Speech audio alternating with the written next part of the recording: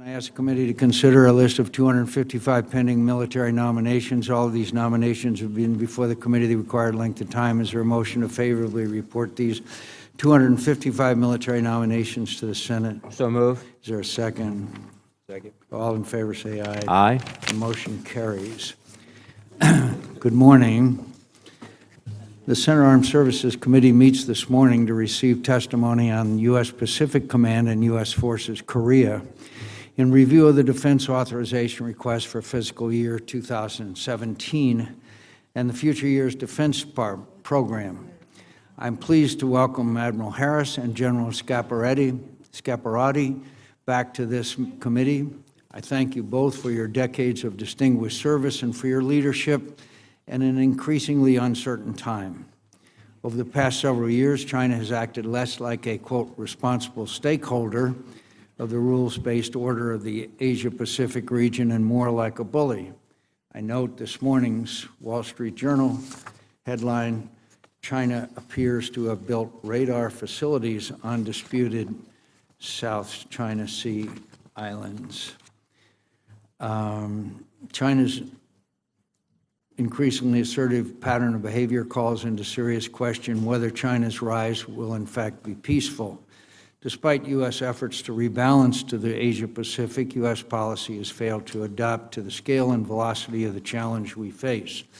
For example, the administration has insisted that China must cease its reclamation, construction, and militarization in the South China Sea, and that it will fly, sail, and operate wherever international law allows. But after more than a year of this rhetoric, China's reclamation, infrastructure, construction, and militarization have all continued. Last week, we saw press reports that China had deployed the HQ-9 surface-to-air missile system to Woody Island in the Paracel Islands, and as I mentioned yesterday, they show a high-frequency, possibly over-the-horizon radar on reclaimed land on Cordoron Reef in the Spratly Islands. If true, this deployment would represent a blatant violation of Xi Jinping's September 2015 commitment to President Obama in the Rose Garden that China, quote, did not intend to pursue militarization. Admiral Harris, I'd like to ask today if you can confirm the reported militarization of Woody Island, the radar at Cordoron Reef, and if you can reveal to this committee any further examples of militarization now occurring in the South China Sea that you are aware of. As China continues to use force and coercion to unilaterally change the status quo and challenge the rules-based international order, the credibility of the administration's commitments to regional security is diminished. Indeed, China's reclamation and militarization in the South China Sea, together with China's rapid military modernization and expansion, are making it more difficult for the United States to defend our allies and our interests from military aggression. Simply put, the administration's policy has failed. Beijing has been willing to accept a high level of risk to achieve its strategic goals. Meanwhile, the White House's risk aversion has resulted in an indecisive and inadequate policy that has confused and alarmed our regional allies and partners. The United States must now consider fresh options to raise the costs on Beijing's behavior. Shaping rather than reacting to Beijing's actions will mean adopting policies with a level of risk that we have been unwilling to consider up to this point.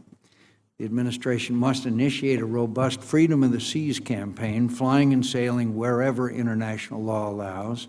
This should include freedom of navigation operations designed to challenge China's excessive maritime claims, as well as joint patrols and exercises with our allies and partners that span the first island chain. We must also maintain our commitment to continued sensitive reconnaissance operations, which are critical for gathering military intelligence in the Western Pacific. Despite China's protests and growing ability to threaten our aircraft, the pace and scope of these operations must continue uninterrupted. Given the shifting military balance, we also need to take a hard look at what the future U.S. military posture in the region should look like. While the Department has initiated a European reassurance initiative in Europe, it's clear to me that a similar Asian reassurance initiative should be considered. Building off the recent CSIS report, we should consider further steps for enhancing posture, improving infrastructure, funding additional exercises, pre-positioning additional equipment and munitions, and building partner capacity throughout the Asia-Pacific region. Beyond my concerns about sustaining freedom of the seas, I'm concerned China may also attempt to expel another country from disputed territories, such as Second Thomas Shoal, or build new infrastructure at a location like Scarborough Shoal. Given this, we should consider clarifying how the United States will respond to an attack on the territory or armed forces of the Philippines under the U.S.-Philippine Mutual Defense. Finally, I believe it's time for the United States government to explore the appropriateness of sanctions against Chinese companies involved in the reclamation that has destabilized the South China Sea and caused massive environmental destruction across this maritime domain. While China's assertiveness poses a major long-term challenge, North Korea's destabilizing behavior continues to present a real and rising risk of conflict. Over the past 2 months, it has defied the international community by testing a nuclear device and launching a long-range missile. These calculated cycles of provocation continue to pose a risk of violent escalation on the Korean Peninsula. That's why I'm thankful for the close cooperation with our partners in Seoul between U.S. Forces Korea and the ROK Armed Forces. I applaud the leadership of President Park for choosing to finally close the Kaesong industrial region, which has enriched the North with hundreds of millions of dollars in the last decade. I'm also proud to have supported new congressional sanctions on North Korea. Despite the deficit of leadership from Beijing on this issue, these two steps will bring increased pressure on the North Korean regime and its supporters. I'm very encouraged by the joint U.S. Republic of Korea statement that our two countries will begin the process of consultation for deploying the Terminal High Altitude Area Defense THAAD system to the Korean Peninsula. The deployment of this system by the alliance is a critical step to providing a further layer of defenses against North Korean provocations. I look forward to hearing General Scaparrotti's perspective on the utility of the THAAD system and other ideas to enhance the U.S.-ROK relationship and deterrence on the peninsula. I would call my colleagues' reminiscence to an occasion that took here when last time Secretary Ash Carter was here, after it had been in all of the newspapers and television and radio that the United States had finally decided to sail a ship into the areas around the disputed islands.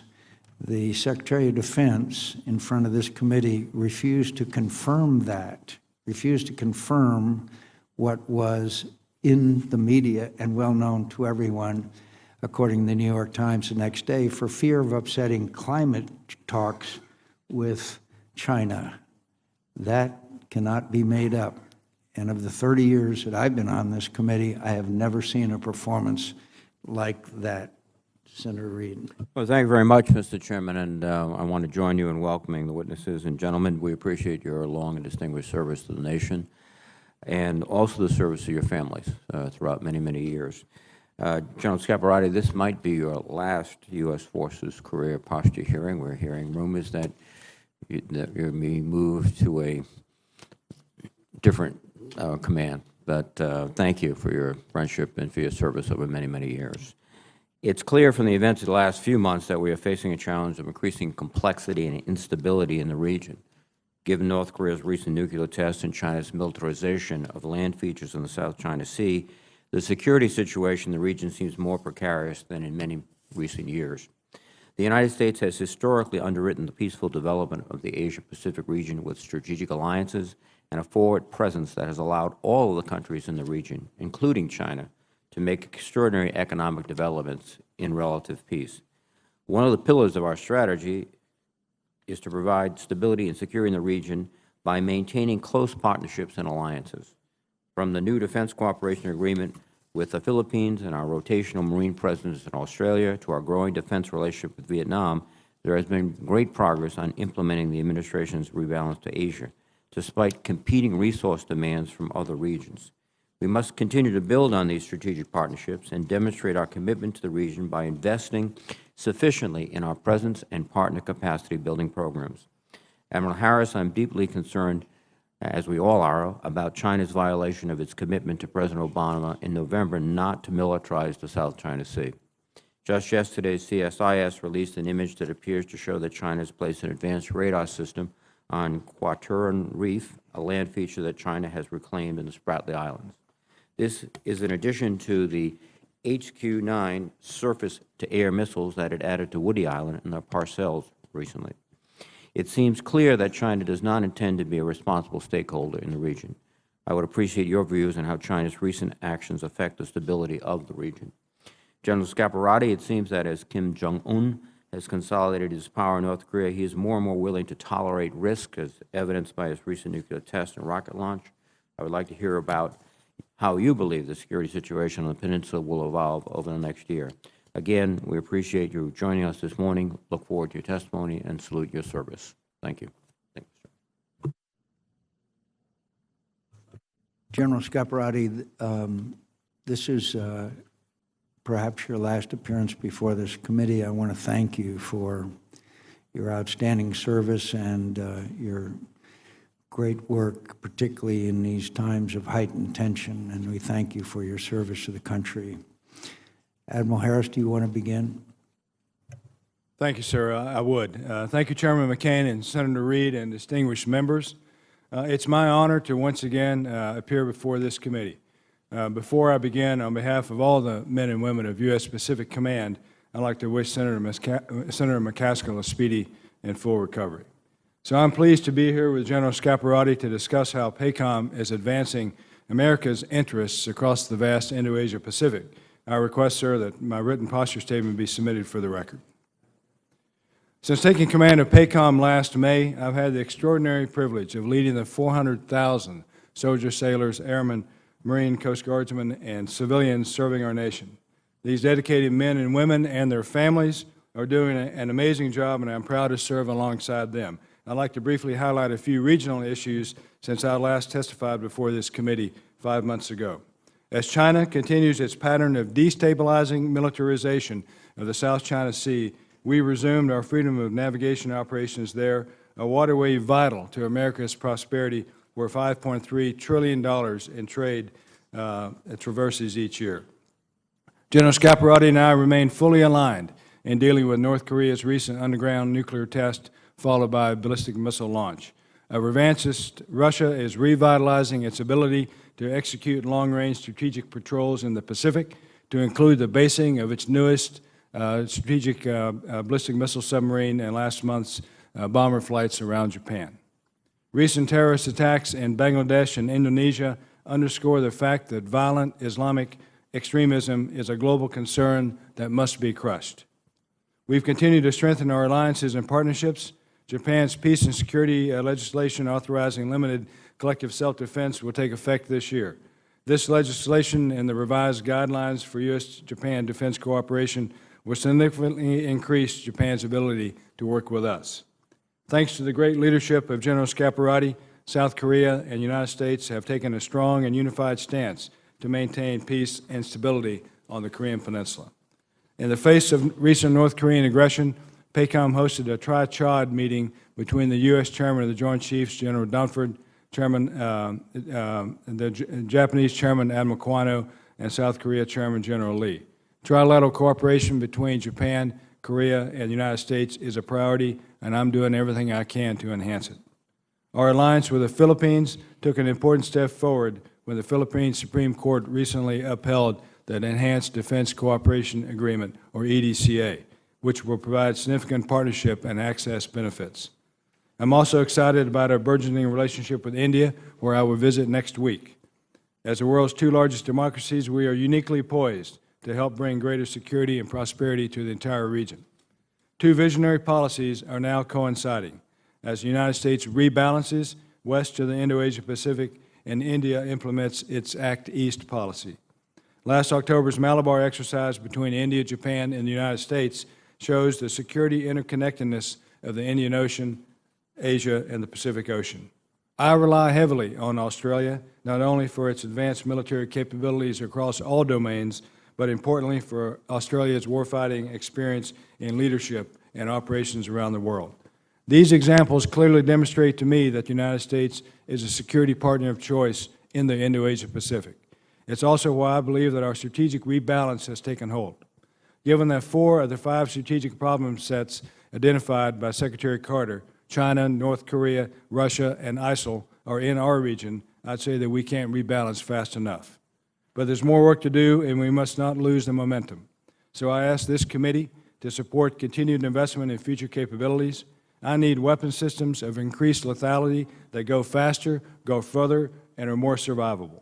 If funding uncertainties continues, the U.S. will experience reduced warfighting capabilities, so I urge Congress to repeal sequestration.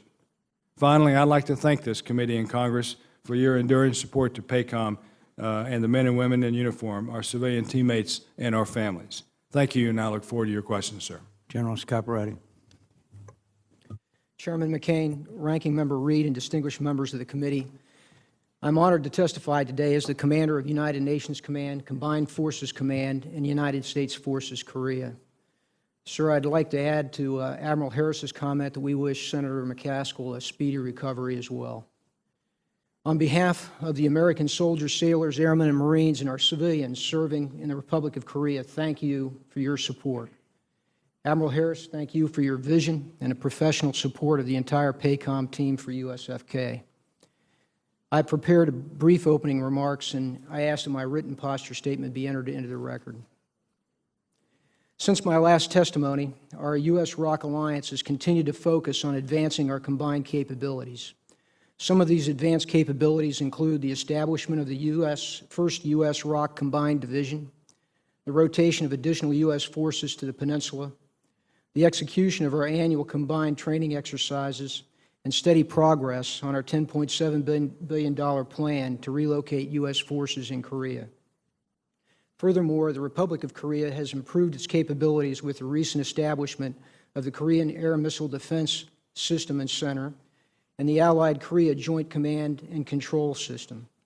The Republic of Korea has also invested in modern equipment with the purchase of the F-35 Joint Strike Fighter, Global Hawk, Patriot Advanced Capability 3 missile upgrades, as well as AH-64 Apache helicopters. These alliance advances help counter the real and proximate North Korean threat. North Korea continues to conduct provocations and to resource its large conventional force. And of greater significance, North Korea continues to aggressively develop nuclear weapons and ballistic missiles in direct violation of the UN Security Council resolutions, as demonstrated with its 4th nuclear test and its 5th TD-2 launch in January and February. In regards to this threat, my top concern remains the potential for a North Korean provocation to start a cycle of action and counteraction which could quickly escalate, similar to what we experienced this past August. While I'm proud to report that our alliance stood shoulder to shoulder and de-escalated the situation, it could have spiraled out of control, and demonstrates why we must be ready to fight tonight on the peninsula. To maintain this level of readiness, we will continue to focus on sustaining, strengthening, and transforming the alliance with an emphasis on our combined readiness in 4 critical areas. First, ISR remains my top readiness challenge. CFC USFK requires additional, persistent all-weather ISR capabilities, as well as dependable moving target indicator support to maintain situational awareness and provide adequate decision space. Second, it is critical for the alliance to establish a layered and interoperable ballistic missile defense. To advance this goal, we will soon begin bilateral consultations regarding the feasibility of deploying the THAAD system to the Republic of Korea, which would complement the Patriot system's capabilities. Third, we must maintain an adequate quantity of critical munitions to ensure alliance supremacy in the early days of any conflict on the peninsula. This requirement is further amplified by the approaching loss of cluster munitions due to the shelf life expiration and the impending ban. Fourth, we must focus on command control, communications, computers, and intelligence, or what we call C4I. Both the United States and the Republic of Korea are investing in new tactical equipment that will comprise a reliable C4I architecture, but much more is required. In closing, I would like to express how proud I am of the service members, civilians, and their families serving in the Republic of Korea who never lose sight of the fact that we're on freedom's frontier. I would also like to recognize Ambassador Mark Lippert and Admiral Harry Harris and the U.S. and Iraq's senior leaders for their enduring commitment to our mission on the peninsula. Thank you, and I look forward to your questions. Well, thank you. I thank the witnesses' kind words about Senator McCaskill. You reflect the views of all of us, and wishing her well in a speedy recovery. General Scaparrotti, you have the benefit of now 4 years of service as commander of forces in Korea. Have you ever seen tensions this high? No, sir, I have not. And particularly in August, I think the tensions then with North Korea to quote semi-war status was the highest tension that we've seen probably since 1994. So in your testimony, you said the situation, quote, could spiral out of control. Yes, sir. My concern is that in a provocation, much like we had in August, both sides at a very high alert status, and that there could be a miscalculation. And then with a response, it would be hard to control that situation. And you do support the THAAD deployment? I do, sir.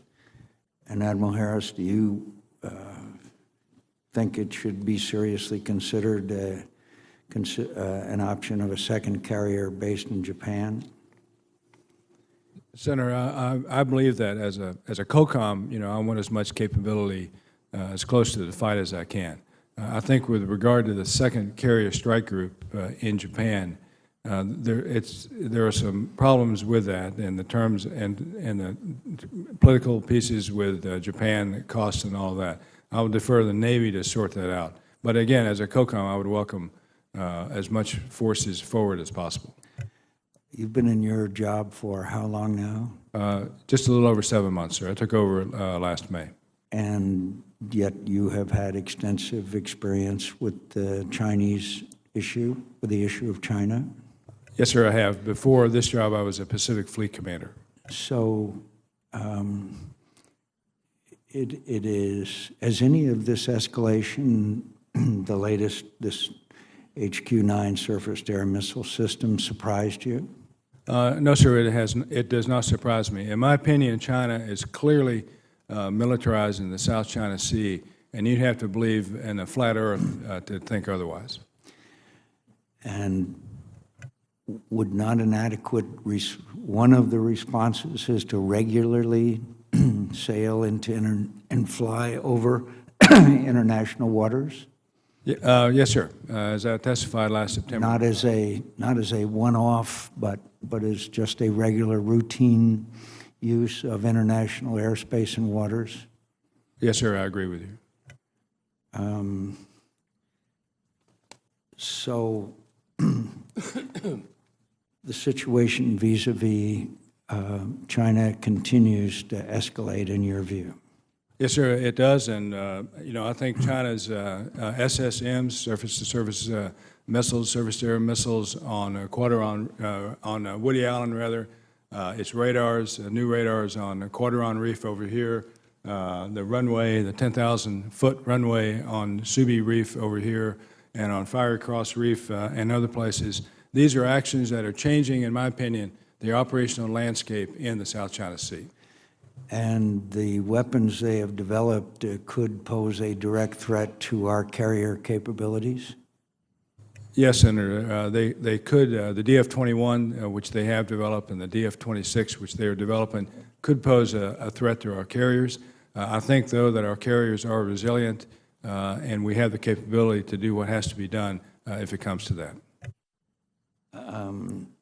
I know you mentioned in your remarks that the U.S.-Philippine alliance is important. Do you think it's important for us to lift restrictions on the sale of weapons to Vietnam?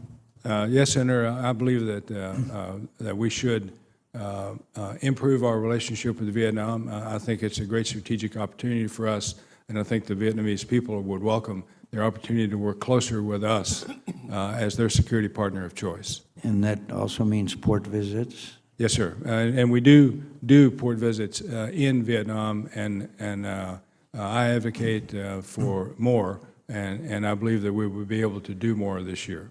If you were asked for your top two or three priorities of what we should do in light of this compelling information concerning the militarization by China, what would you recommend? Sir, I believe that we should maintain our credible combat power. We should maintain a network of like-minded allies and partners.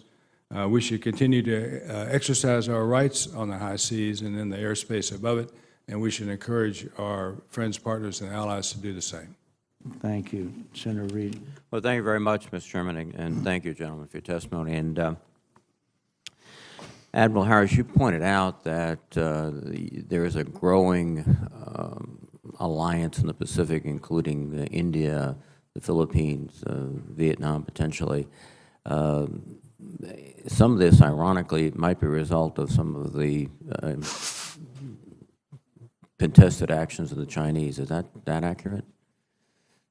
Yes, Senator Reid, it is accurate. I believe that China's actions are provocative, it increases tensions, and it causes the nations in the region to look to the United States as their security partner of choice and away from China. And do you feel that we are fulfilling that role adequately, that we're engaging and that we're cooperating and leading as we should in the Pacific? I believe we are. Across the Indo-Asia Pacific, from India through Southeast Asia and East Asia and Japan and Korea, we are improving our treaty alliances, our bilateral partnerships, and in turn, we're getting increased access throughout the region. Singapore comes to mind. The EDCA that I spoke about in the Philippines comes to mind. And so this is an exciting time in terms of access and agreements and relationships with countries throughout the Indo-Asia Pacific region. One of the consequences of their build-out into the islands is that they have very accurate surface-to-surface missiles. They're accurate radars, which would seem to put even higher premium on underwater operations by U.S. submarines or autonomous vehicles. Is that your view? Are they becoming more important than submarines? It is, though I wouldn't say it's becoming more important, because submarine and undersea warfare has always been important to the joint force. And I view the submarine as the original stealth platform, and the capabilities that we have is a true asymmetric advantage over any other adversary or potential adversary on the planet, and that's our capability in the undersea realm. Thank you. Let me pose a question to both of you. China in North Korea is a very complicated relationship. The Chinese, I think, are nervous, not perhaps as much as the South Koreans in the United States, but certainly a little bit nervous. Yet they are the major funder in terms of the banking system, all of infiltrating and exfiltrating monies in and out of North Korea, equipment, et cetera. Why, in your view, have we not been able to convince the Chinese of the danger that they face, and that their efforts and our efforts together could be effective in preventing a potential catastrophe? So, Admiral Harris, Sir, I wish I knew the answer to that question, but I was saying, in piling on to what General Scaparrotti mentioned about THAAD, you know, I find it preposterous that China would try to wedge itself between South Korea and the United States for a missile defense system designed to defend Americans and Koreans on the peninsula. If they were truly concerned, if they were truly interested, I believe China would and should intervene with North Korea and convince them to quit their cycle of provocations. General Scaparrotti. Sir, first, I agree with Admiral Harris. I think that, they state that they're concerned about stability on their border, and I believe that they place that value above the risk that they believe they're taking with Kim Jong-un. And we certainly hope that they'll reconsider that calculus, because they certainly can have a greater influence in North Korea, given that 80% of their trade and a good deal of North Korea's banking is with China. Thank you. Admiral Harris, you urged us all to repeal sequestration, which is, I think, the logical and obvious thing we must be done. This year, looking at your budget for this year, do you think you have adequate resources for the challenges, and they are significant, that you face? Senator, thanks to the Congress, I'm in good shape in Pacific Command in FY16, and the budget for 17 looks good for me. So I'm grateful for that. There's always more, of course, and I'll just mention a couple of areas of munitions, submarines. My submarine requirement as a combatant commander in the Pacific is not being met, and that's solely because of numbers. ISR, intelligence, surveillance, and reconnaissance, that General Scaparrotti mentioned, and long-range anti-surface missiles, weapons, which is, I'm pleased to note, is in the FY17 budget. And I presume you would agree, General Scaparrotti? Yes, Senator, I agree. And I enjoy a priority within Pacom and DOD as well, to ensure that my forces can fight tonight. And the four needs that I noted are the primary ones. Thank you very much. Thank you, Mr. Chairman. Senator Inhofe. Thank you, Mr. Chairman. First of all, last week, we appreciate very much, Admiral Harris, your giving us the time that you gave us. I led a delegation of House and Senate members, and you were very nice to spend time with us when we visited you there. Now, since that time, we went to we had a personal visit with the Australian Minister of Defense, with our Marines in Darwin, that's in the northern part of Australia, the Singapore Minister of Defense, and the commander of Comlog Westpac, as well as Diego Garcia. So we went a long ways around, but going back to our visit with you, we thank you very much for that. Just a minute ago, and when we were also there visiting with you, and this would have been the 13th, last Saturday, we asked you a question about the budget, and you were not forecasting any shortfalls at that time in the fiscal year 17 projected Pacom budget and the current threats of the Pacific. That's what you just restated just a minute ago? It is. Are you concerned, generally speaking, the forward forces are in pretty good shape when you get a hostile environment like we have right now? We talked about that when we were in your shop there. But it's usually at the expense of somebody else, in this case, the follow-on forces. Do you feel confident that they're being treated in a way that it should be called upon, that they've had adequate training, and that they would need to make this happen? Yes, Senator, I am confident that the follow-on forces are in a good position today. We don't hear that very often. I'm glad to hear that. General Scaparrotti, there are currently 9 ongoing operations and exercises within Pacom, all vital to our international interests. I won't list those, but you know what those 9 are. According to the Army budget overview, Pacom's combined operations consist of over 75,000 U.S. soldiers. Now, how many of these strategic enablers are sustainable under the proposed Army budget? Now, have you looked at that? Yes, Senator. I think that we can actually sustain the pace and the operations that we have today for 16 and 17 in Pacom. Pacific Pathways has been very helpful throughout the Pacific.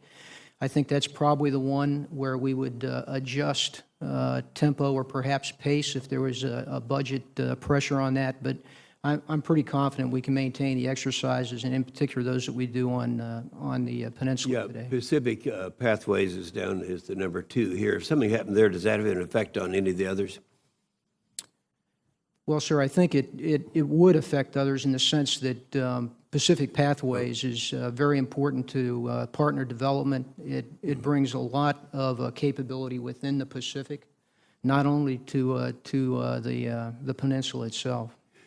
All right. And the international standoff deepened earlier this month when North Korea, of course, ignored repeated warnings by the regional powers. Do they pay any attention to the regional powers? We've been talking about this for a long time. Admiral Harris, do you think that those, when they have all these warnings by us and by others that are out there, does that mean anything to them, North Korea?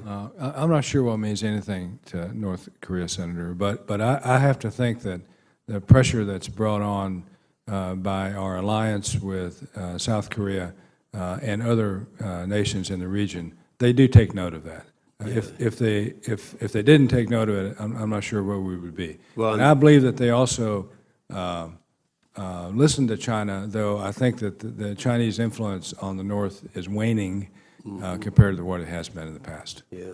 Well, on the 9th of February, we had a hearing with James Clapper, and he expressed very much of a concern with the acceleration that's taking place. A minute ago, you said that we're probably in pretty good shape in Pacom now. And that's what you said when we were there last Saturday. And since that time, you've got all these, and I'm going to submit these three for the record. Mr. Chairman, you actually talked about the Wall Street Journal, but also the Washington Post, and the Japan, just yesterday, Japan's foreign minister canceling a visit to China, and then the tensions that came out in an AP story just a few hours ago. So I'd like to submit those for the record. Without objection, they'll be included. And then just, you know, I would like to have you, for the record, maybe Admiral Harris, kind of explain that if it seemed at the time of our visit on the Saturday that things were under a level of control in terms of the budget's concerned and the resources that would be allocated to you, why there wouldn't be an insufficiency now since these things happened since our last Saturday's visit. Just looking at it very honestly with the acceleration as to what those resources are they really adequate, for the record? All right? Thanks, Senator. I believe, for the record, that Pacom is adequately resourced in FY16 and in the 17 budget. Yeah, okay, that's fine. I just wanted you to elaborate on that for the record after this meeting's over. Yes, sir. Happy to do that. Thank you, Mr. Chairman. Senator Gillibrand. Thank you, Mr. Chairman. Thank you both for your service in this hearing. I'm concerned about cyber threats from this region in particular. How do you assess these threats, and how are our forward deployed forces vulnerable to them, and what can we do to address them better? Thank you, Senator. I'll start. Cyber is the new frontier. It's the new threat vector. We are expending enormous resources across the department in getting after cyber. In the Pacific, we've stood up an organization called CyberPAC, Cyber Forces Pacific, within the Pacific Command, and they look at the DODN, the DoD Information Systems Defense operation, defensive cyber operations and offensive cyber operations. I have assigned to me at Pacom cyber mission teams, and we're learning how to use those teams. Again, this is new, but it's a very real threat, not only to U.S. military forces, but to America in general, in my opinion. Senator, thank you for the question. As Admiral Harris said, this is a domain that we're learning. That's very challenging, and in particular in the peninsula, because North Korea also has a very deliberate goal of increasing their cyber capability. And as you know, they've demonstrated that both here with the Sony attack in the United States and also in Korea against their banking and their media industry in 2013. So it's a great concern to me. We've increased our joint cyber center capabilities over the past year. We continuously work at that. I also have now been deployed a cyber mission team, and I work also with the teams that are and supported by the teams in Pacom.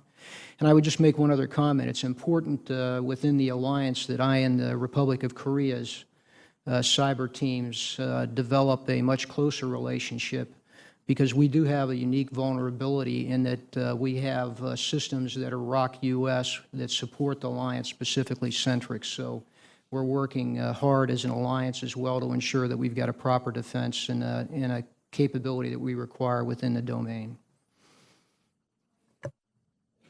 I also have concerns specifically about China. I think China is making significant progress in its military modernization initiatives.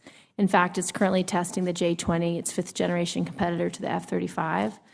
How effective is our current defense posture and network of regional partners in deterring Chinese expansion? And in which areas are we lacking depth at strategic, operational, or tactical levels? And what do you think are the most effective ways to ensure China's rise is peaceful? And last, are there any particular U.S. military capabilities with which you see China closing the gap? I'll start, Senator. I think that in the capability realm, I asked for increased surface-to-surface weapons. You know, when I started flying P-3s back in the late 70s, we had the Harpoon missile, and that's the same missile we have today. And we need to have that increased lethality and reach and speed that I talked about before. And I'm grateful that the services responded to that request. And in the FY17 budget, there are increased funding for programs to increase that lethality of surface-to-surface missiles. And I think the Deputy Secretary of Defense Work just recently spoke of the SM-6 missile and its capability in the surface-to-surface mode or against surface targets. The LRASM, the long-range anti-ship missile, which is air-launched now, is another great capability that we need to bring online fast, and I'm grateful for that. I spoke also, or I wrote also about the need for increasing the buy and the rate of buy of F-35s, of Joint Strike Fighters. And I'm pleased that in the FY17 budget, that's in there. So I'm glad about all of that. As I mentioned before, we have a shortage in submarines. My submarine requirement is not met in Pacom, and I'm just one of many COCOMs that will tell you that. But that's our principal asymmetric advantage over China and any other adversary, and I think we have to keep after it. I think it's important in the long run to modernize our force for the future. And to get at your last question about what we can do, I think diplomacy is probably the key. You know, we have to have a strong defense backed up by active diplomacy, and I think we need to use diplomacy to influence China toward an acceptable behavior in the international space. Senator, I would just add and emphasize the last point. On the peninsula, one of my concerns is if there is conflict, what are China's actions? And, you know, we plan for those possibilities. I'm sure they do as well. And I think diplomacy and engagement, which Pacom engages with them regularly to have these conversations, is very important so that they understand our intent and we have those communications if we should have a conflict on the peninsula. Senator Ayotte. I want to thank both of you for your service to the country. And Admiral Harris, I want to thank you for also visiting the Portsmouth Naval Shipyard. We're really appreciative of that visit. And to follow up on what I've heard you say today in terms of the gap of our attack submarine fleet and the needs that you have in Pacom, what role, first of all, does the Virginia-class submarine play in the importance of our supremacy underseas? And how big is this gap? We actually asked the Navy this morning about all of the combatant commands, and the Navy told us that there's only 62% of the requests for attack submarine support are being met right now. So what's the gap like in Pacom as well? The gap's about 62%. The exact numbers are classified, and I'd be happy to have that discussion with you. But we experience an attack submarine shortfall in the Pacific. And I would maintain that the Pacific is the principal space where submarines are the most important warfighting capability we have. As far as Virginia-class submarines, it's the best thing we have. It's the best thing we have. And I can't get enough of them, and I can't get enough of them fast enough. Great, thank you. And I think this is the issue that you've raised as we think about sequestration, the long-term impact, our investment in our attack submarine fleet, which is so critical to the defense of the nation, and obviously an area where we have very important supremacy underseas with the challenges that we're facing in the region. But if we don't have presence, then we obviously can't address our security needs, and our presence in the region is probably as important as anything else. Would you agree with that?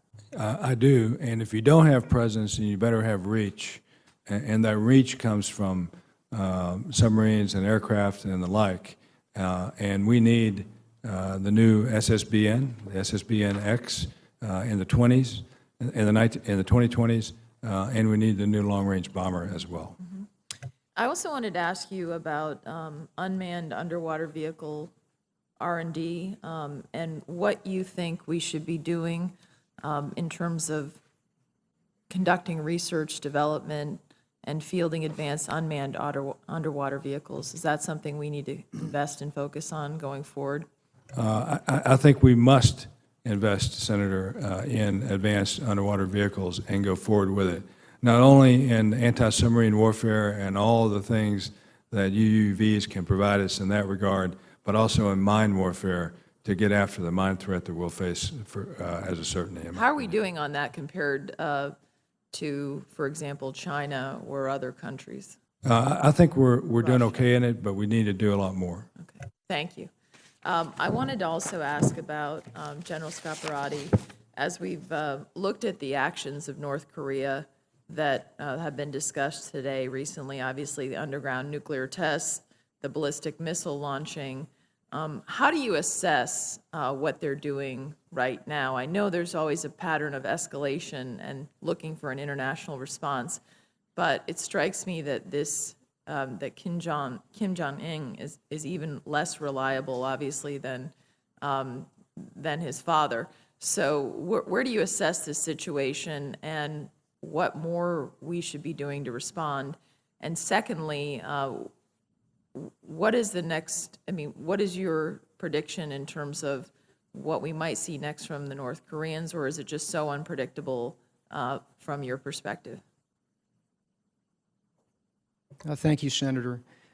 First of all, I think Kim Jong-un has been clear that he intends to establish himself and wants to be accepted as a nuclear nation with a valid missile capability to deliver those assets. And of course, he claims he can do that today. He wants to be recognized as such. He said that despite international sanctions, that he'll continue to develop his nuclear and his missile capabilities. And despite our deterrence, as you've seen, he's continued to do so. So I think his calculus is, at this point, that those tests that he just conducted in January and February, that they were within his risk tolerance, that he could conduct those, and at some point in the future here, in the next 3 or 4 months, move beyond it, just as he has done in cycle of provocation and relaxation over time, which has been their norm. I do worry about his calculation being wrong at some point, and that's when I state that that's what I worry most about. His view of the world is a very isolated one, and given the way that he leads in terms of the brutal nature of his leadership, I'm not sure that he gets a lot of good advice, or at least critical advice, from those around him. I think you're pretty hesitant when you're around him to give any contrary advice also. Correct. That's the problem. I think we'll see increasing tension as we go into this training period coming up here in February and March. I think what we should do is to ensure that our alliance is strong, that we maintain our deterrence activities that we have there, particularly our large exercises here. There's no doubt in my mind that he knows of our capability and believes that he can't, defeat it. And I think stronger sanctions are very important from the international community. Well, excellent. We recently passed very strong legislation in the Senate. I appreciate and I think that sets the stage for the sanctions piece. Thank you. Yes, ma'am. Senator King. Thank you, Mr. Chairman. General Scaparrotti, I think your analysis is exactly right. Almost all wars in history have started from a miscalculation. And I think that's, for that reason, it seems to me that part of our strategy should be very clear about what our capabilities are, what our red lines are, and when we will act, so that there isn't a miscalculation or a misunderstanding or an underestimation of our capacity. Would you agree? Yes, sir, I would agree.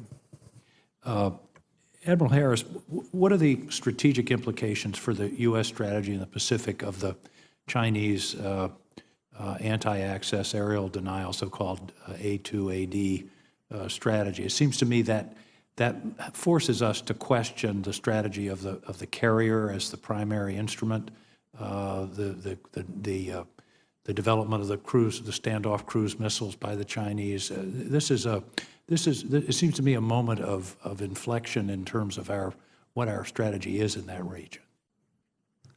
Thanks, Senator. We've predicted the demise of the carrier since I've been in the Navy. We had the Soviets and with their Salvemines and Udaloys and Karas and Crestas and all their capability, and we questioned the survivability of the carrier then, and then the Soviets went out and tried to build their own. And then they sold it to China, and China is using it, and they're building their own now. So if the carrier were really irrelevant, then I question why these competitors and peer competitors are trying to build their own at the rate they're building. I think the A2AD strategies that China imposes are serious, and we have to seriously consider them and work around them. Seems to me we need to think about the range of our weapons. We do, yes, sir, and that's one of the issues that I spoke about earlier in our regular ship surface-to-surface weapons. We are outstuck by the Chinese today, but because of this committee and the Congress, we're going to be in good shape in 2017 as we put money into those systems. I think, again, the original stealth platform is a submarine, and we'll be able to win in any conflict at sea when we apply the joint force to that. And I'm comfortable with a carrier operating in those waters, but we have to consider it. We have to consider the threat. But the Chinese A2AD threat is not 10 feet tall. It's not even 6 feet tall, in my opinion. You mentioned the importance of diplomacy as part of the overall strategy. Would part of that be the advisability of the U.S. acceding to the UN Law of the Sea Treaty? In my opinion, Senator, yes. That would help us in dealing with some of these fuzzy claims in the South China Sea. I believe that the U.S. accession to UNCLOS is a positive. I've looked at the map. We ought to call the South Atlantic the South American Sea or something, because it's just the name. It's nowhere near China. Yes, sir. But we do call the Gulf of Mexico the Gulf of Mexico. Not the Gulf of Florida, interestingly. Right. Just yesterday, there was a report of the fastest sea level rise in 28 centuries, and a projection that by the end of this century, sea level could rise 3 to 4 feet. Are you looking at the strategic implications of that, both in terms of our infrastructure that's on the coast, but also in low-lying, the stability of areas within your command, Bangladesh, low-lying coastal cities throughout the region? I look at it in a capability way, because it'll be Pacom forces or U.S. military forces that respond to disasters caused by flooding or tornadoes or typhoons or whatever. So I look at it in that way. But frankly, I'm not looking at the rise in sea levels and its effect globally toward the end of the century. That's just too far out for me. And so I worry about what's happening in the near term and what I can do about it and how I can be helpful. Wouldn't it be prudent, though, to analyze our infrastructure, just to do a tabletop on what would happen if sea level went up a couple of feet in San Diego or Certainly. Guam or Hawaii? Yes, sir. Yeah, it clearly would. Good. Finally, what is China's goal? What are their strategic goals? Is it purely defensive? Is it offensive? Do they want to take territory? What's behind this buildup that they're engaged in? Senator, this is my opinion. I believe China seeks hegemony in East Asia. Simple as that. Simple as that. Regional control. Yes, sir. Thank you, Admiral. Thank you, Mr. Chairman. Senator Ernst. Thank you, gentlemen, for being here today. We certainly appreciate your service. Admiral Harris, in 2014, the Marine Corps announced its Expeditionary Force 21 doctrine, which stated that after over a decade of land-based combat operations, the Marines were going to start returning to their amphibious roots. And I believe the success of this effort is vital in order to respond to a rising China and to assist our allies in that region. Are you comfortable with the Navy Marine Corps forces that are postured to provide expeditionary capabilities to meet your Pacom requirements? Senator, I am, but I'll be the first to say that 14 years of fighting in Iraq and Afghanistan, land wars, there are majors in the Marine Corps, 04s, that have never served at sea. Correct. In the Fleet Marine Force. So I welcome the return to amphibiosity. But it's not just the Marines. The Marines are involved in training our allies and partners as they see the benefits of having an amphibious capability for their areas. For example, Indonesia and all of the archipelagic islands that comprise that country, Japan, and their interest in amphibious warfare, and on and on. So I'm pleased with the work that we're doing, and especially pleased with the work that the Marines and the Army are doing to increase the amphibious capability of our friends, allies, and partners in the region. Very good. And you have a strategy for closing that gap. Like you said, the 04s mostly have land-based Right. combat operations. Yeah, I had a strategy when I was the Pacific Fleet Commander, and now I get to task the Pacific Fleet and the Marine Forces Pacific to come up with that strategy and work it. Very good. Well, I'm very excited about that. We are getting back to the basics, I think, for all of our forces out there. Do you agree with the Navy Marine Corps Joint Forcible Entry capability with a validated ship requirement of 38? I do, and the forcible entry requirement is critical, not just for the Marines, but for the Army as well. Mm-hmm. And do you think that that will be able to be maintained then moving into the future? I don't know. I hope so. I hope that we'll be able to get our amphibious ship levels to that standard. Okay. Well, thank you, Admiral. Over the past several weeks, just a slightly different topic, but over the past couple of weeks, we've had a number of very distinguished witnesses, such as Lieutenant General Thomas Conant, a former Pacom deputy commander, and General Carter Ham, the former commander of AFRICOM and U.S. Army Europe.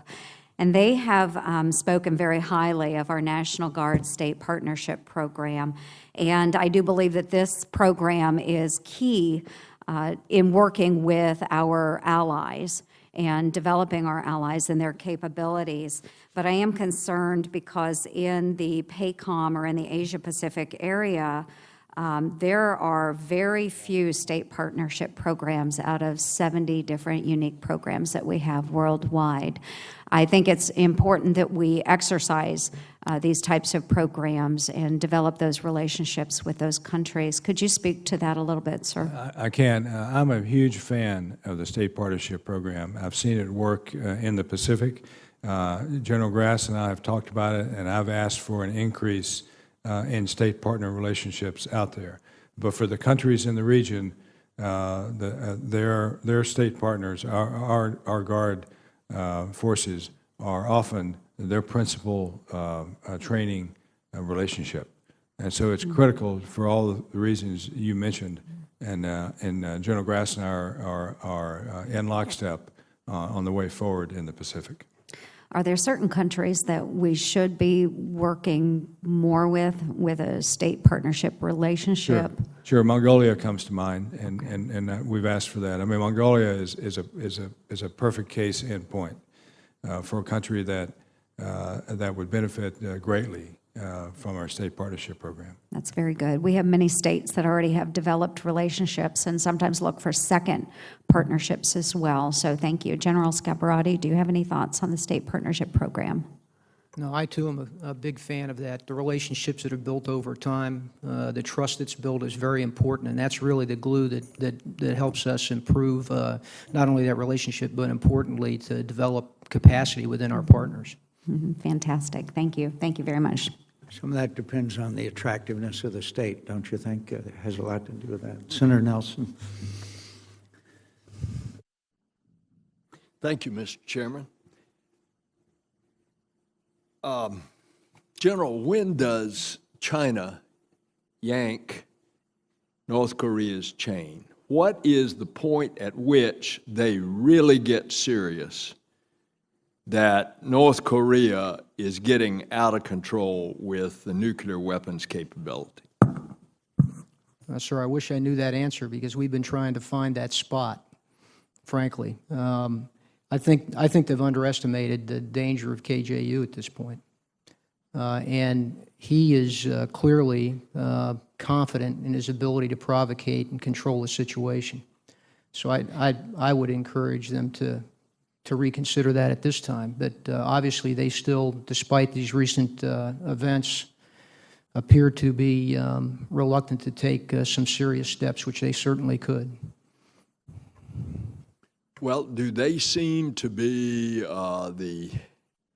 certainly the one that applying economic pressure and so forth? I mean, do they fear a united Korean peninsula so much, or do they fear too many refugees coming in that this nuclear threat is not enough for them to pull that chain?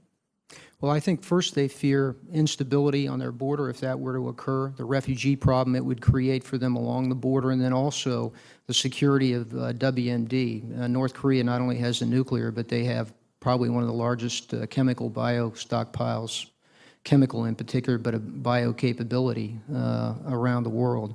So that's their first concern, is getting control of that if it were to be an unstable country. And then secondly, I believe too that a buffer, it provides them a buffer, and they would fear a unified Korea, particularly with a U.S. ally, that they would be concerned with where our forces would be stationed then.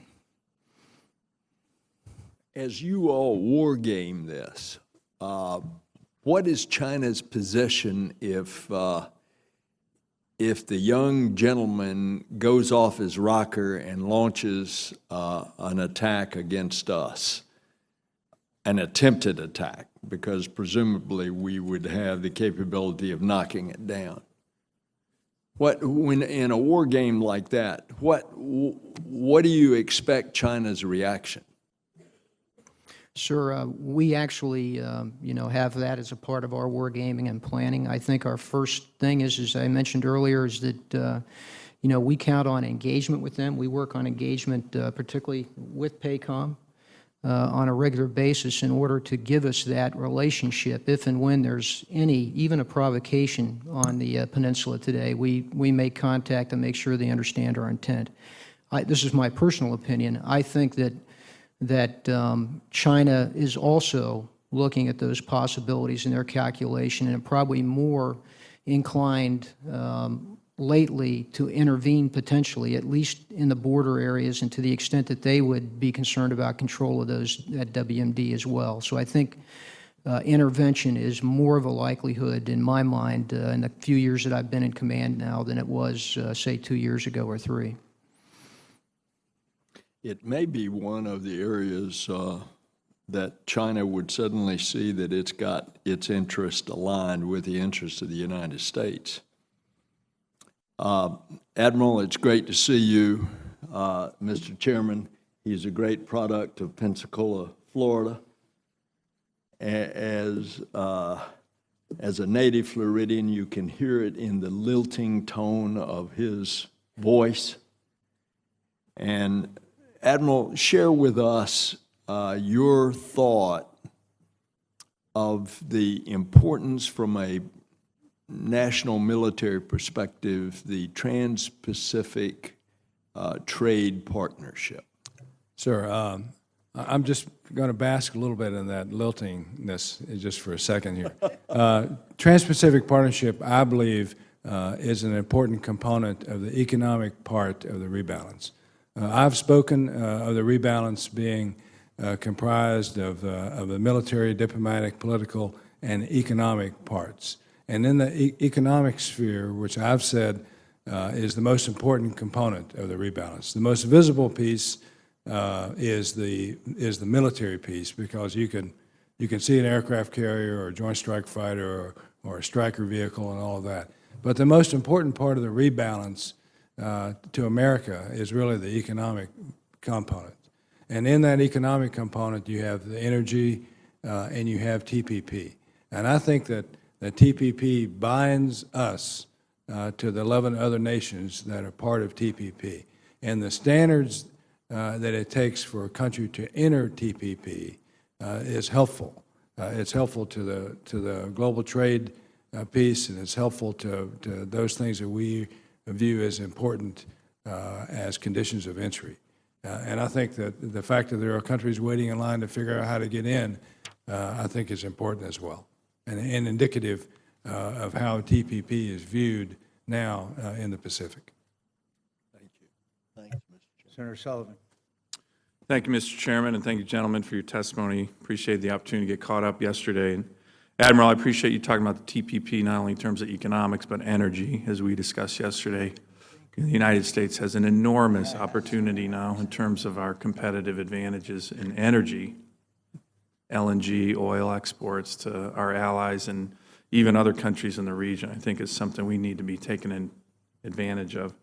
I wanted to follow up on the Chairman's questions on the South China Sea. You know, Secretary Carter was testifying here a few months back when we had done the first FONOPS, and I think it was a little, and I'm a big supporter of Secretary Carter's, but I think there was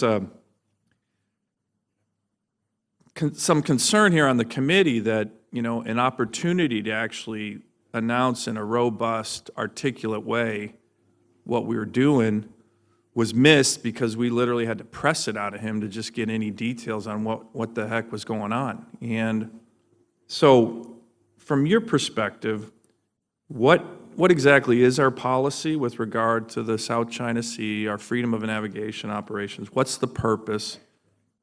What's the goal? And should we be doing this on a regular basis, as the Chairman said, also with our allies? Thanks, Senator. I believe the purpose of freedom of navigation operations and the other operations we do in the South China Sea is to exercise our rights on the high seas and in the airspace above it on a regular basis. To what end? What's the goal? The goal is the international rules and norms. I mean, this is international water and international airspace. And if we don't exercise our rights, or if those rights aren't routinely exercised by someone, then we stand a chance of abdicating those rights to someone else.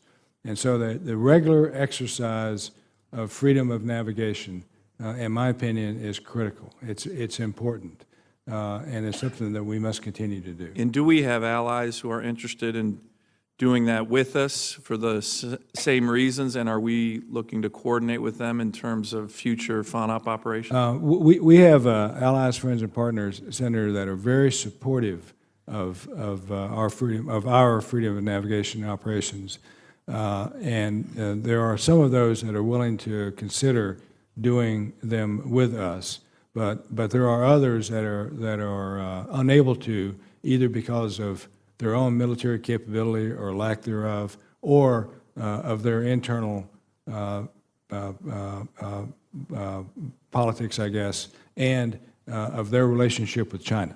Do you think that would be helpful to have additional allies, whether they're from the region or maybe some of our NATO partners? It would be helpful, and I've encouraged other countries to conduct operations in the South China Sea, because at the end of the day, South China Sea is international waters, in my view. So we talked about Okinawa yesterday. Can you just give us an update on what more we should be looking at doing or helping our allies, particularly with regard to Japan, in terms of the Marine redeployment there? Right. And so we have this relationship with Japan in Okinawa. We have an obligation to defend Japan, and they have an obligation to provide us a place from which to defend them. And Okinawa is one of those critical places where we must be in order to meet our treaty obligations to defend Japan. A few years ago, through a lot of increasing tensions over the years, Japan asked us to move our forces out of Futenma to someplace else. And our response to that is, sure, you build a new place and we'll move our forces there. And that's, that's a simplistic view, but that's how we agreed to move from Futenma to the Futenma replacement facility, Camp Schwab or Hanoko. And then in that process, we agreed also to relocate 8,000 to 10,000 Marines out of Okinawa. And from that, you have the Guam piece, the Hawaii piece, and part of the Marine rotation forces in Darwin. You have all that, which is a follow-on to once we start moving Marines from Futenma to the Futenma replacement facility. The challenge we have is to get the build done on the Futenma replacement facility, which is Japan's responsibility. That's their obligation to us. Right now, it's slowed. It's about 2 years, a little over 2 years late. It was going to be done by 2023, and now we're looking at 2025 before that's done. And then that's when the big movement of Marines from Okinawa to Guam and Hawaii would take place in the 2020s. So I believe we have to continue to fly and operate out of Futenma and continue to work with the Japanese as they start to build the replacement facility at Hanoko, Camp Schwab. Thank you. Thank you, Mr. Chairman. Senator Rono. Thank you, Mr. Chairman. I'd like to thank both Admiral Harris and General Scaparrotti for the time you spent with me yesterday. I appreciate that very much, and for your service. And General Scaparrotti, our very best wishes to you as you go forward. Admiral Harris, I'm happy to see in your written testimony that you raised the Daniel K. Inouye Asia Pacific Center for Strategic Studies, the DKI APCSS, and the Center for Excellence Disaster Management. Can you talk briefly about the importance and the benefits that these two organizations provide to you as a commander of Pacom? Yes, Senator. I believe the Daniel K. Inouye Asia Pacific Center for Security Studies, DKI APCSS, is a true force multiplier for my operations in the Pacific. DKI APCSS is able to bring countries to Hawaii that I can't go to. Relationships, they enjoy special ability to link together students from all over the region in very positive ways. And in building those relationships, it helps me in the region, and it also helps those countries to realize the benefits of a relationship with the United States. So I can't say enough about DKI APCSS and retired Lieutenant General Dan Leaf, who directs that thing. So I'm pleased to be able to work closely with him and the center, and I'm pleased that the center is a direct report to Pacom. And so too, CFE-DM, the Center for Excellence in Disaster Management. I think that center has the capability and the potential to be a true storehouse of knowledge and lessons learned on how we do disaster management, not only in the region, but that can be shared globally for people who would seek that information. I think particularly as we see natural disasters occurring more and more, that this center is very important. And I have visited the Center for Strategic Studies a number of times, and I totally agree with you that that is a really important resource for you as well as our country. I want to turn to the relationship, the trilateral relationship among Japan, U.S., South Korea. This is for General Scaparrotti. The tensions, as you say, are higher than ever, and there are some historical issues between Japan and South Korea that make the relationship between these two countries particularly challenging. From your perspective, How do you see this relationship currently and moving forward? And perhaps with the tensions between South and North Korea now, perhaps South Korea will be moving more closely to Japan. How do you see this developing? Senator, thank you. Important question and important relationship for us. I see it positive, and I see it's moving in a positive direction. A year ago, we were having difficulty with trilateral relationships and encouraging mill-to-mill relationships, et cetera. Over this past year, there's been, I think, a concerted effort on both parties, with the U.S., as a partner to both, to improve that relationship. And as you know, Japan and Korea recently had high-level discussions, as well as a meeting between the Prime Minister and President Park that resolved the comfort women issue, and I think that was significant. As well as the pressures from North Korea. I think both have encouraged them to increase the trilateral relationship. Admiral Harris just hosted a CHOD conference with the two chairmen from each of those countries, as well as with General Dumford. And I think we have the foundation now to move forward in the future with greater mill-to-mill exercises, as well as probably an encouraging environment for increasing information flow between the three countries. Thank you. This is for Admiral Harris. The actions of North Korea have been particularly troubling, and especially with their so-called hydrogen bomb test and their rocket launch into space. Do you see North Korea as a nuclear state, and if so, what does this mean for the U.S. and the UN? Well, they clearly have some nuclear capabilities. I'm not convinced that the bomb that went off was a hydrogen bomb, but they clearly have some degree of nuclear capability. I think they pose a very distinct and real threat, not only to peace and stability on the Korean Peninsula, but globally. As they develop their nuclear capability, as I've said before, they're on a quest for nuclear weapons and means to miniaturize them and the means to deliver them intercontinentally. They pose a real threat to Hawaii and to the west coast of the mainland United States, and soon to the entire U.S. They pose a threat today, where there are hundreds of thousands of rockets within rocket range of Seoul to the 28,500 Americans that are American troops that are posted there, their families, the hundreds of thousands of Americans who work in Korea and our Korean ally and Japan. And so they are a real threat today. And I encourage China, for example, to be helpful and to try to bring North Korea to the negotiating table and to do the right thing. Well, our best wishes on your continuing efforts on that score, because I know it is quite the challenge to have China step up and deal with North Korea in a way that would be helpful to stabilizing that region. Thank you very much. Senator Rounds. Thank you, Mr. Chairman.